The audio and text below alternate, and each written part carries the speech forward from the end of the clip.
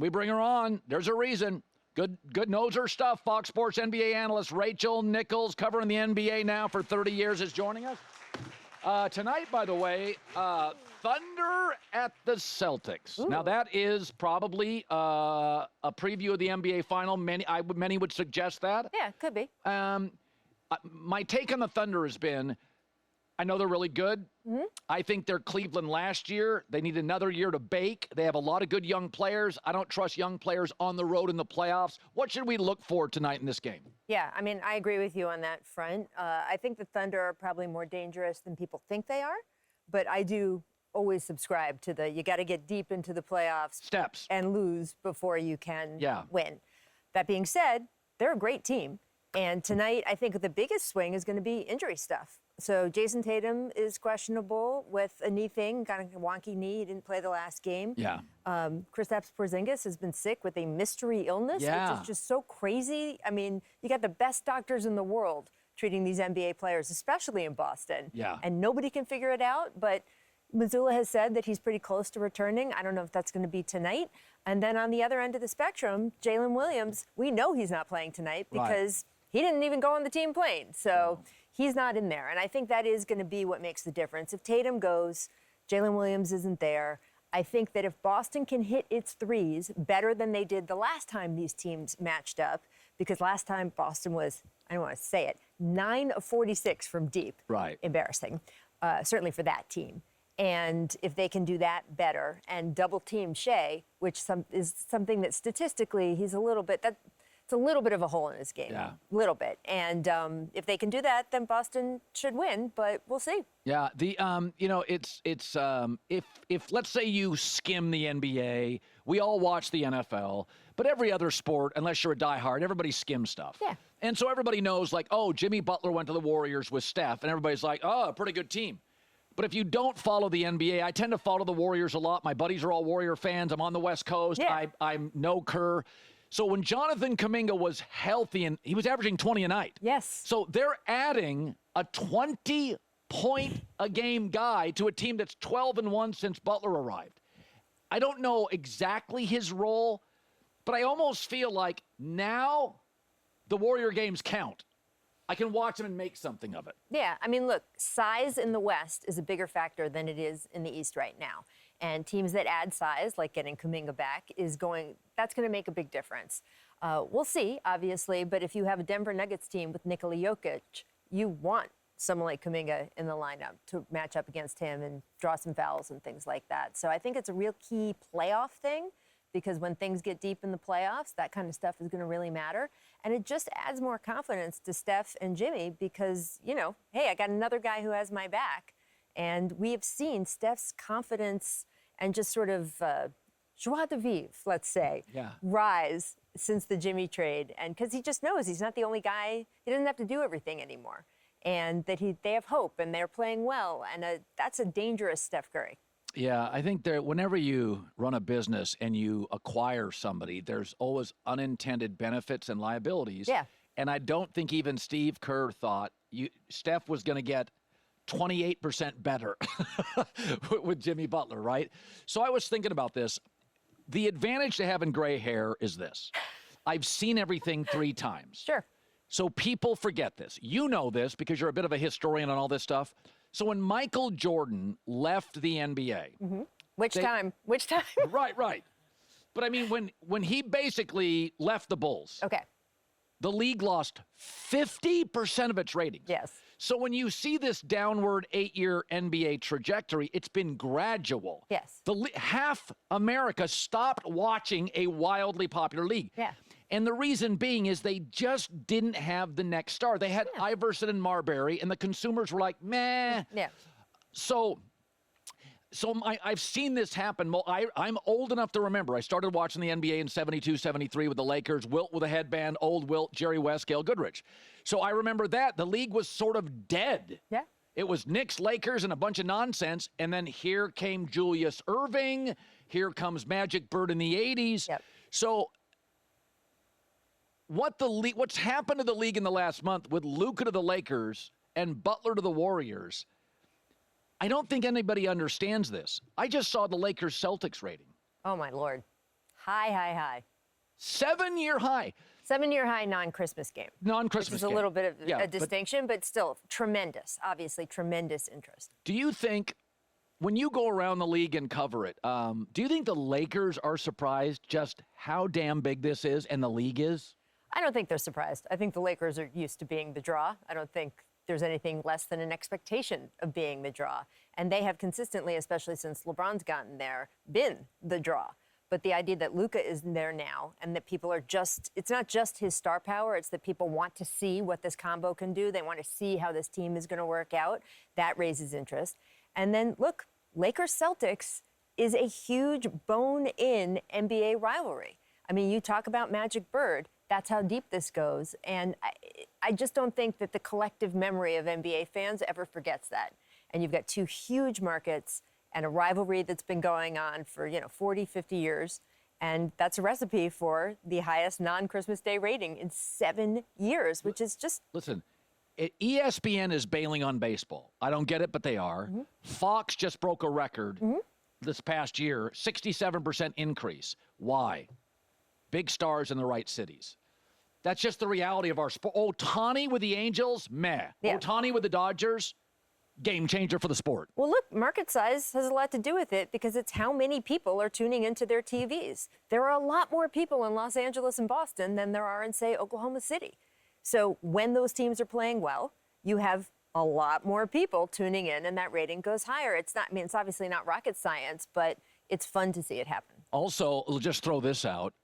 This is projecting, but there are two other moves that could really help the NBA. Mm-hmm. Giannis eventually becomes a Knick. That's been rumored for a year. Yes. And Cooper Flag goes to the Bulls. Yes. So Cooper is a great player for Duke, the biggest domestic brand. Yep. Chicago's led the NBA in attendance for 4 years with a bad product. Yeah. I'm a season ticket holder for the Bulls.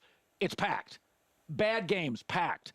So my take is we just had the Butler-Luka moves. Mm-hmm. Giannis to the Knicks potentially, and Cooper Flag to the Bulls. That's the next level of everything's lined up. Okay. I love Kevin Durant. He can drive me nuts, but I love him. So he's not going to be a Phoenix Sun. Nobody can make a move now. But I want you to start stirring it a little bit. Are there leaders in the clubhouse where he may not be the one, but he's the world's best two and takes a team to a title? Yeah. I mean, if I were the Knicks, by the way, because I don't know if Giannis is going to be up for trade. That's right. So I wouldn't count that chicken until it hatches. But if I were the Knicks, I would try like hell to get Kevin Durant. He fits there. Because he just fits there so well. If I were the Miami Heat, I would try like hell to get Kevin Durant because they have definite trade possibilities there if you look at potential trades. And obviously, they have been a mess since Jimmy Butler left.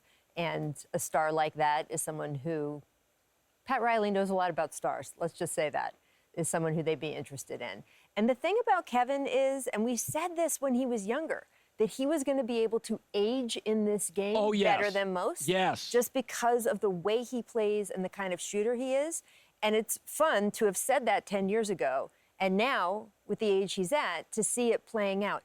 His shooting percentages, his three-point percentages, they're higher now than they were the season he won MVP. I mean, he's just ageless in this way. There are people, whereas Westbrook was hyper-athletic, his game didn't age as well. Yeah. Kevin Durant is, there's an argument. Now, take LeBron out, who doesn't make sense, like Brady, doesn't make sense. You can argue, if healthy, no player in the league's game ages better than Kevin Durant. Yeah, 100%. He can go catch and shoot. If he slows down, I'll just catch and shoot guy. Yeah, no, and also, and it's funny, I spoke with Kevin the other day about this, is that he's the guy who instantly can do well on any team he goes to. Absolutely. There's usually, even with the stars, even if it's a good fit, there's usually some adjustment period. Jimmy Butler is another guy like that, as we've seen with the Warriors. Jimmy likes to say, I fit anywhere. Kevin Durant fits anywhere. And it's just instantaneous. The first game he plays, he looks like he's been there forever. So that also means that teams looking to acquire him are going to get a guy they know is going to be good from the start. You know the other thing that Kevin never gets credit for this. I always say this about presidents. You never get credit for disasters you avoid. Yes. All right? You just don't get credit. You stay out of a recession because of a move. Kevin never gets credit for this. He knew that when he was going to the Warriors, he was going to catch hell until he left the Warriors. There's a level of courage for him to say, yeah, I know this is going to piss all of you off, and I don't care. And I think eventually Draymond, it was a lot. I mean, they were, Michael Jordan didn't deal with Twitter and the nastiness. All these athletes now are dealing with a level of scrutiny. Same with our presidents. Yeah. It's just kind of gross. Yeah. And I find myself, even though he can drive me nuts, I find myself always rooting for Kevin Durant. Yeah, I mean, Is he liked in the NBA by players? Absolutely. He is extremely likable, and one of the things that players really respect about him is, that you'll see guys a lot say, I just want to hoop, right? Yeah. Kevin means it. He wants to play every day. He's game for a game at any time. He loves basketball. And players see that, fans see that, and it just seeps through about, hey, I like this guy. Yeah, there are certain players in sports I don't root against, but it doesn't break my heart if things don't work out well. Durant's one of those, even though some of his decision-making on where he's playing drives me nuts, I'm like, he's so much fun. And I love the fact that he takes shots at people. Yeah. No, it's tremendous. And look, Kevin had his reasons for going to the Nets after Golden State. I respect those reasons. If it were me with my reasons, I would have gone to the Knicks in the first place. Yeah. Because I just think the fit there would have been great. I think he would have been the most popular player on earth because it's the biggest market in the NBA, and no one loves their team like New York Knicks fans. So I think it would have been a good move for him in many ways. I mean, if he had just gotten that team to a conference finals, people would have just been, oh my God, right? So I don't know if the Knicks are going to actually acquire him this summer, but if they did, to me, it would be like, okay, finally, he's in the right place. If you ask players and people you talk to in the league, SGA or Jokic, what are they saying? Privately, they don't want to say it publicly and get hell. But if you ask people like you do, privately, who you got, what do they say? Well, it's been interesting. It really is a coin flip. Yeah. And most guys will tell you that. And what I like about this MVP race is that, at least so far, we haven't seen some of the tearing down of the other guy and the vitriol that we've seen in past years. I mean, it got pretty bad with Embiid and Jokic, and it got pretty bad with some of these other comparisons, Harden and Westbrook, when they were dueling and going at it very close. This has been a lot of respect from both sides. I think the fans have taken a page from the players who have been so respectful and been respectful themselves on Twitter, on all of the social media channels. So I like that it is a coin flip. People are treating it as such. Shea has a lot going for him. Yeah. He's leading the league in scoring. He's the best player on the best team in the West. He is a sensational defender. Yeah. And that team, they look like a lot of trouble. On the other hand, Nikola Jokic, he's the best player in the league. He said the other day, he said, I'm playing the best I've ever played in my career. And for a guy who has won 3 MVPs, that is a statement. But he is correct.